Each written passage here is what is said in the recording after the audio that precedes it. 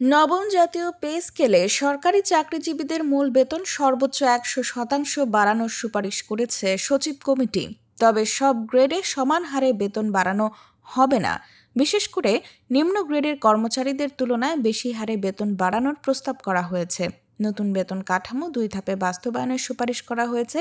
প্রথম বছরে মূল বেতন এবং পরের বছরে বাড়ি ভাড়া সহ বিভিন্ন ভাতা কার্যকর করার প্রস্তাব রয়েছে।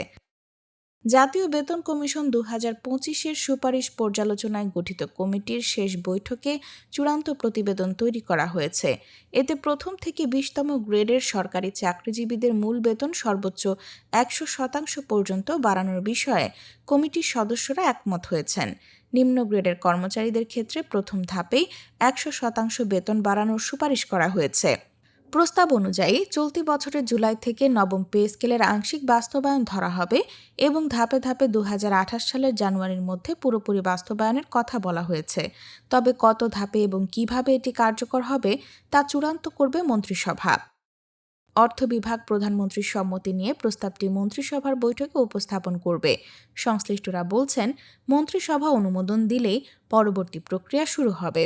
তবে জুডিশিয়াল সার্ভিস পে কমিশনের প্রতিবেদন পর্যালোচনায় নতুন একটি মন্ত্রী পর্যায়ের কমিটি গঠিত হওয়ায় নবম পে স্কেল বাস্তবায়নে কিছুটা বিলম্ব হতে পারে। 2026-27 অর্থবছরের বাজেটে সরকারি কর্মকর্তা কর্মচারীদের বেতন ও ভাতা বাবদ প্রায় 89,836 কোটি টাকা বরাদ্দ রাখা হয়েছে।